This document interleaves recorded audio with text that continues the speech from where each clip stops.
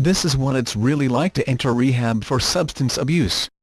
Alcoholism and drug abuse are a lot more common than you might realize. In fact, according to the National Institute on Drug Abuse, about 23 million people in the U.S. are living with some sort of substance addiction. Oftentimes, rehab can help immensely. But what's it really like to put your life on hold to enter treatment?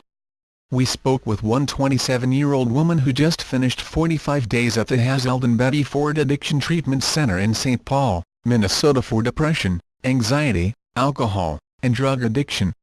Here's her story about what really goes on inside the doors of a rehab center. Depression and anxiety were nothing new to me. I had been battling mental health issues for as long as I could remember. But things escalated over the past few years. I started drinking 2 bottles of wine a night, developed an addiction to Xanax, and was smoking a ton of weed. I never drank during my job as a nanny, but I was getting blacked out every single night and waking up sick and with the shakes. I was supposed to start my master's degree in social work, but could not get control of the cravings and depression. I became completely unmanageable. I started calling around to treatment centers, sometimes while I was drinking, and quickly realized rehab is all about insurance.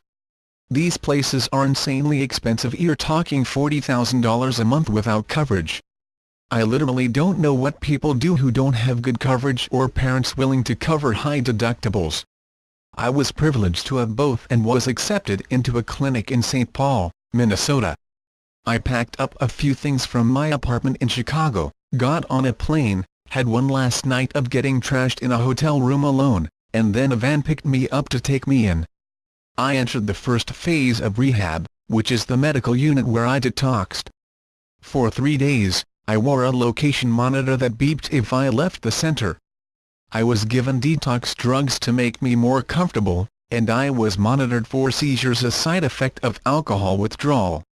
It was absolutely brutal. Once my system was clean, I was moved into a living unit with 10 to 20 other women. It's pretty much like a sorority. Tea's nice and clean, and you eat in a cafeteria where the food is actually pretty good. I even worked with a dietitian who would plan my meals for the week ahead because I have a severe gluten allergy. One of the things I realized quickly is that mood disorders and addiction issues truly don't discriminate. I was with doctors, lawyers, bartenders, women from every walk of life. We had 3 counselors who led group discussions all day long on subjects like dealing with trauma, having healthy relationships, and tackling triggers. And then I'd meet one-on-one with a counselor daily who would assign me mini projects, like a written journal about how anxiety affects me or a painting based off of something I'd read about addiction. I also saw a psychiatrist for medication management. Of my depression drugs finally started working because I was off the alcohol, so I saw some of my symptoms abate quickly. At times, I won't lie, rehab was kind of a blast. You're hanging out with your new friends, playing games, shooting the shit, smoking cigarettes, laying in the sun, laughing. Everyone is just in a horrible weird place in life, and all you can do sometimes is joke and dance around. Your phone is taken away at the beginning. You earn it back over time with progress, but there are computers and landlines if you want to connect with people back home. I made amazing friends. At other times, rehab was incredibly sad. Somebody would be crying, and you circle around that person and support them.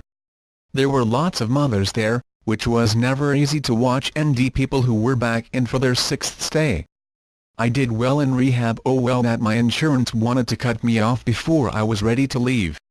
That's the rough part about rehab. Insurance decides when you're done, not the doctors or therapists. I was cut off around 45 days, but I wish I had been able to stay the full 60. And it's not like you leave and all of a sudden everything is better. Life hits you in the face hard when you're done, and you have to work your ass off every day to avoid relapsing. Some of my friends, months later, are already back in rehab. And you can hang out with all the amazing people you met because some of them quickly fall back into bad habits. I'm now in outpatient therapy for 2 hours a day. I have a sponsor, and I see a therapist 2 days a week. I'm working on getting a job in the area while doing everything I can to stay healthy. I feel so much better, but this is a work in progress. Here's what I want other women knew: rehab is not scary. it can be life-changing. I almost wish everybody could take 30 days off of their life to dig deep into their issues, because let's be honest, we all cope with our emotions in some way, and it's not always the healthiest. It's expensive and a major commitment, but you learn to live a more peaceful life and accept obstacles as they come, day by day.